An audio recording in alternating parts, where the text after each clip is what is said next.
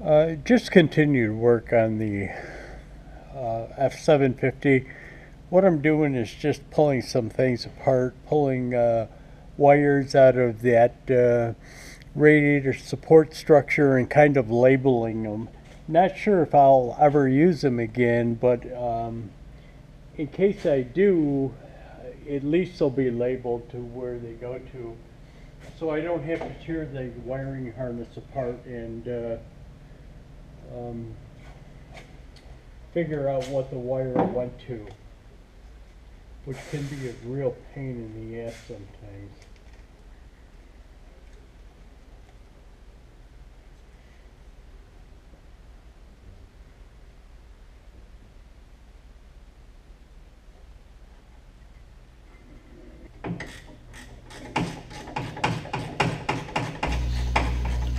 Okay, so here we go with a voiceover, and let me explain to you why I'm doing this, and I'll give you a kind of a reasoning behind how I came about to do things like this. When I worked in the field in fire protection, no matter how big the job was or how many people that I had on the job, I was always wanted to work. Now there was times when you couldn't be up in the air and hanging pipe or doing things, but you had to be at meetings or coordinating things with other trades or resolving some of the issues that your guys had in different parts of the building. But basically I was always active, always working or trying to work. And some of the things that I would do is, if there was issues with various parts of the system where they wouldn't fit the way they had designed them, what I would do is try and work in that area just so that I was near it and could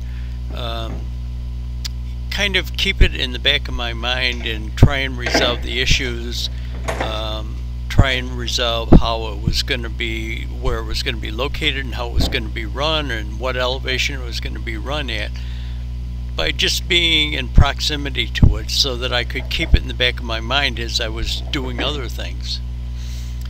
That's exactly kind of what I'm doing here.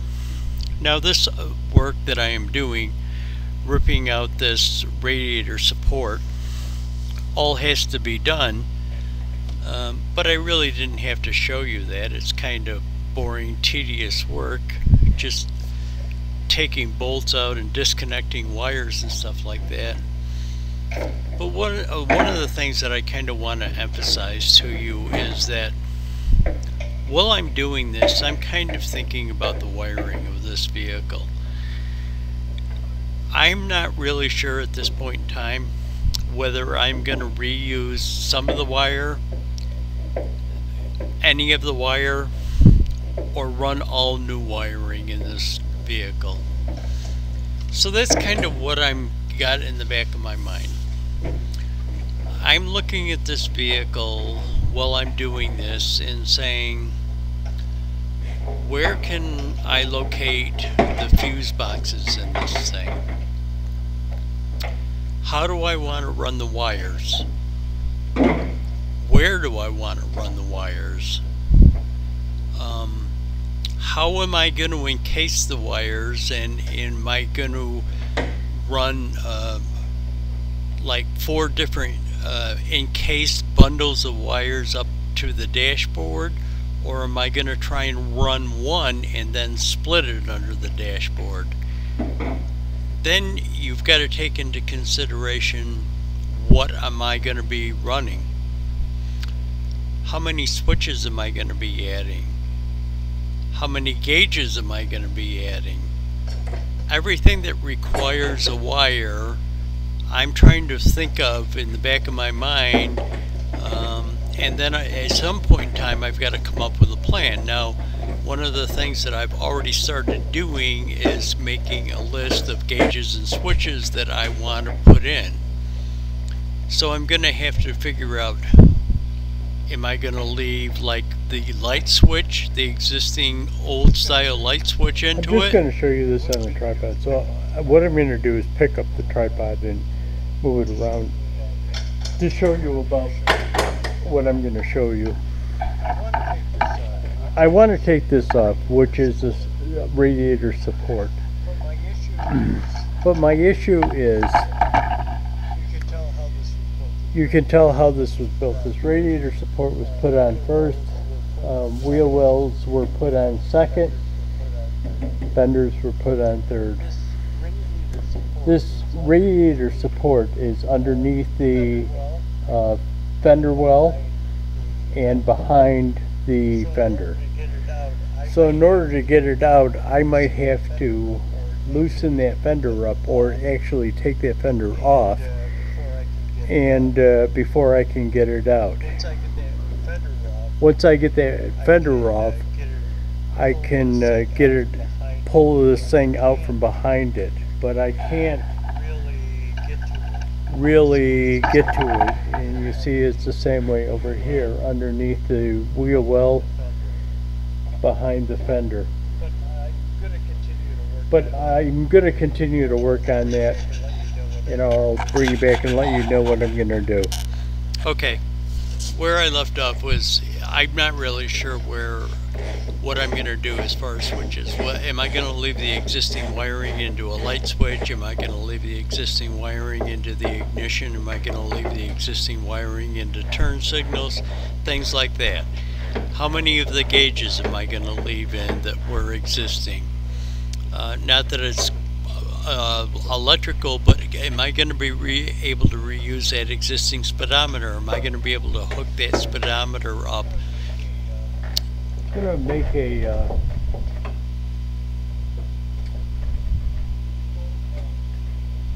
phone call to Craigslist.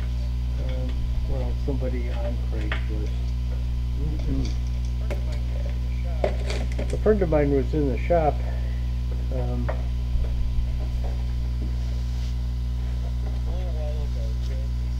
a little while ago, and he says, you know, he's an avid Craigslist follower, and he says, you know, there was some axles on Craigslist, you know. And I said, no, I didn't see that. He said, yeah, look under parts, truck parts. And sure enough, I looked under truck parts, and there's a front axle off of a Ford 650, and that's fine with me because it's still very strong, or strong enough to support this.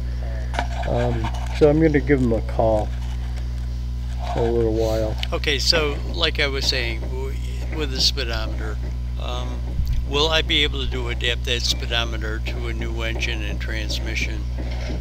So all of this stuff is in the back of my mind while I'm doing this, just trying to figure out if I do run. One of the little annoying things here is that the top bolt had one of those like body panel nut clips on it. So I kind of assumed that that's how they were going, only to find out that they had put a nut on this other one. Check it out. You don't find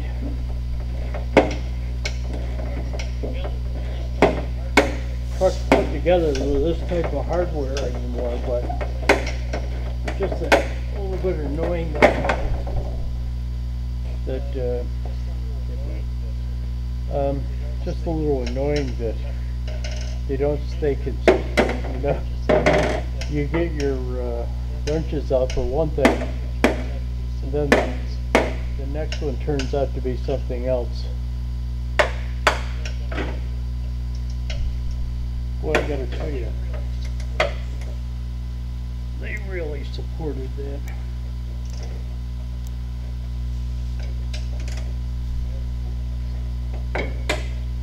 battery box.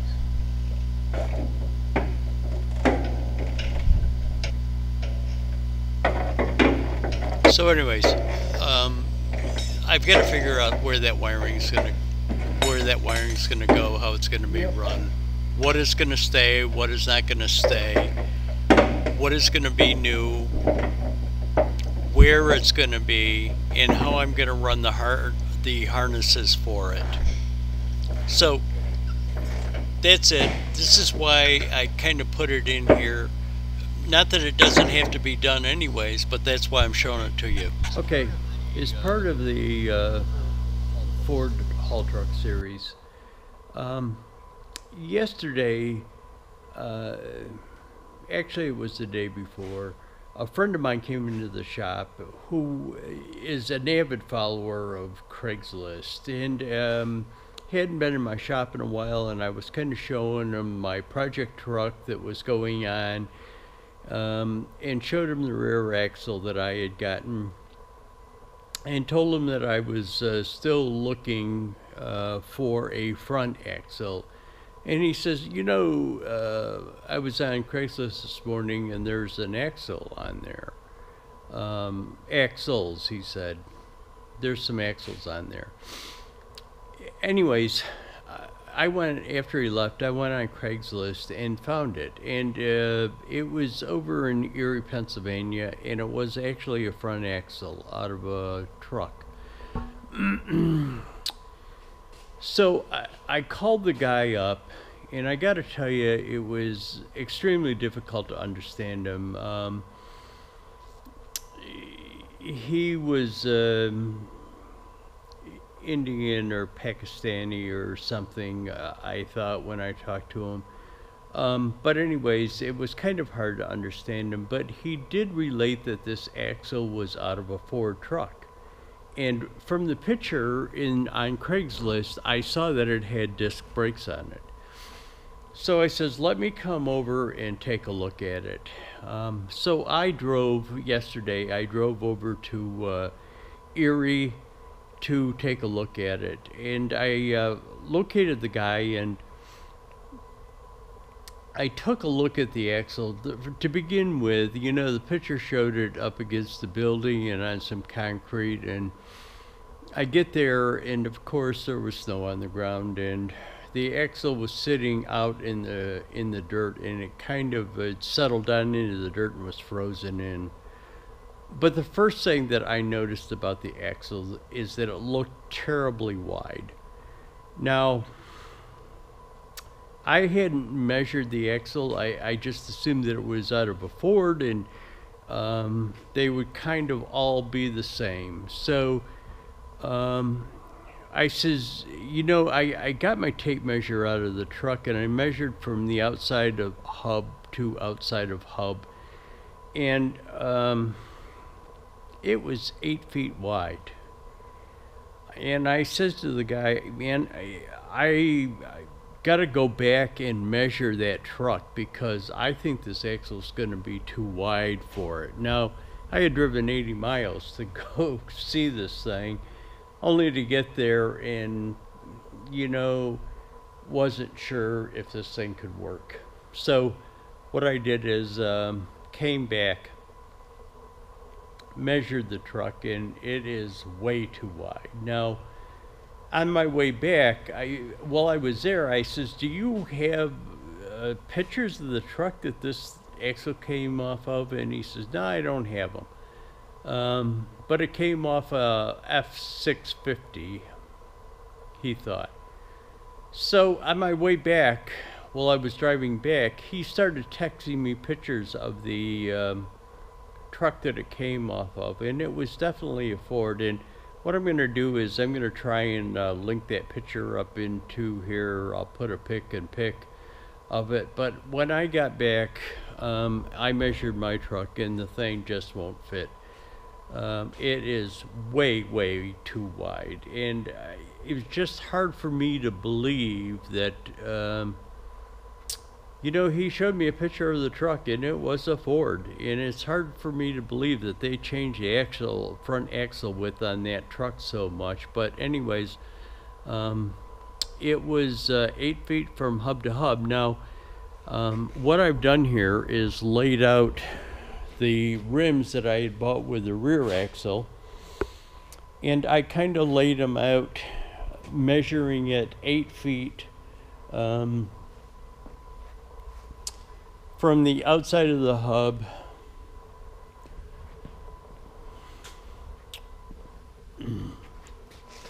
to the outside of the hub, and it gave me like 7 feet 9 from outside of tire to outside of tire.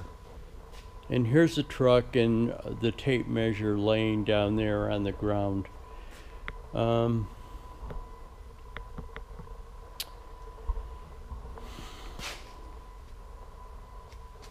There is 7 feet 9 on that side. It's probably a good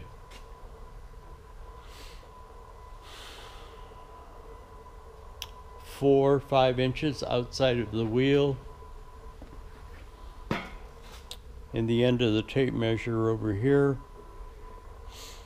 I mean, it just won't work.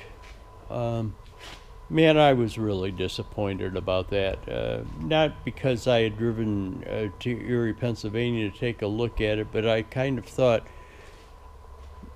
maybe I've got a line on an axle that will fit directly into it without having to change mounting positions of it or something like that. So I guess stuff like that happens. I gotta tell you, as a little side note, you know,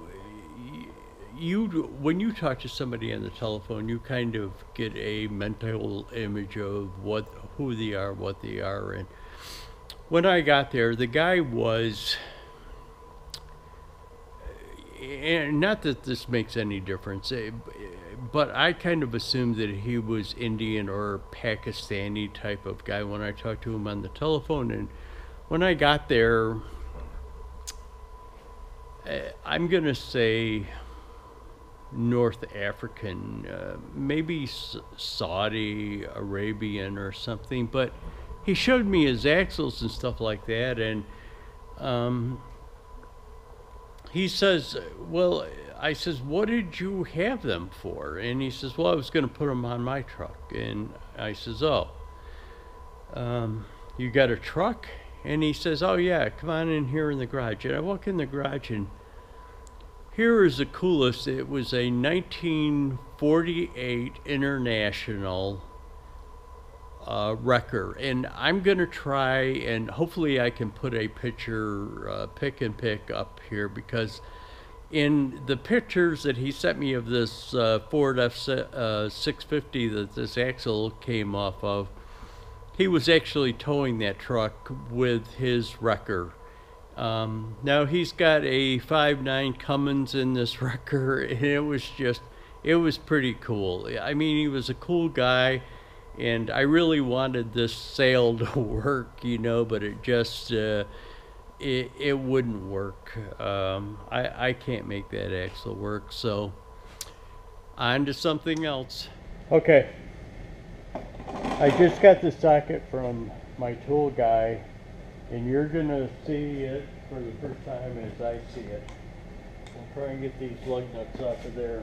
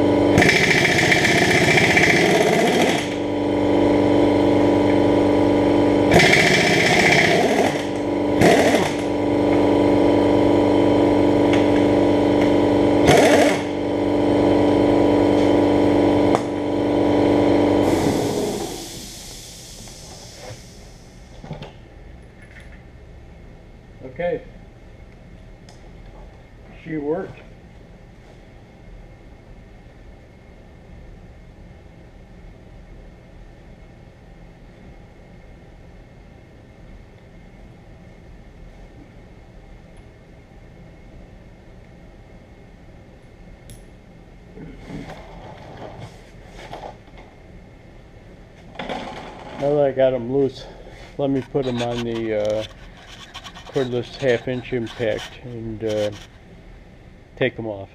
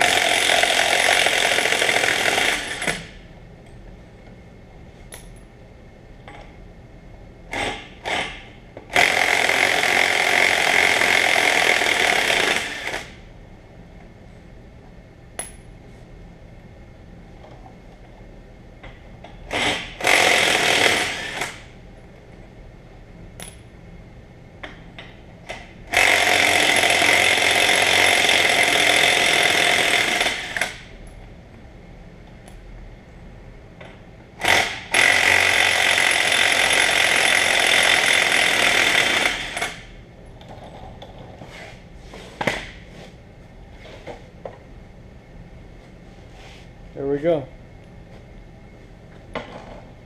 Lug nuts off.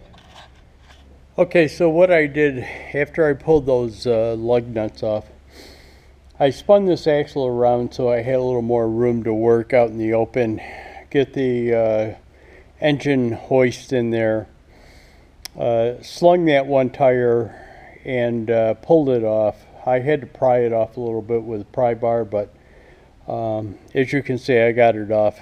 So I need to clean these rims up, get the tires off of them, clean these rims up, get them repainted and ready. I'll get this other tire off. Maybe I'll film this one as I do that one. Get that other tire off, and then what I'm going to do is set that axle up on stands so that I can check seals, bearings, stuff like that, the brakes. I'll bring you back. I'm sorry.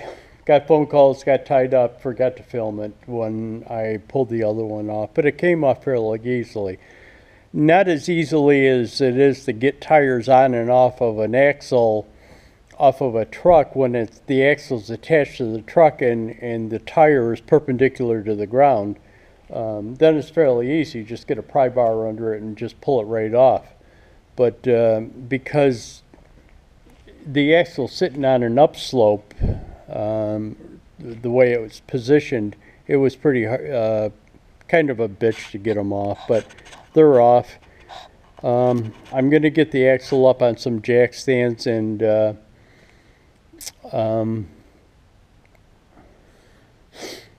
again, go through the brakes, the calipers, the pads, see if it needs seals, bearings, etc. But I will bring you back.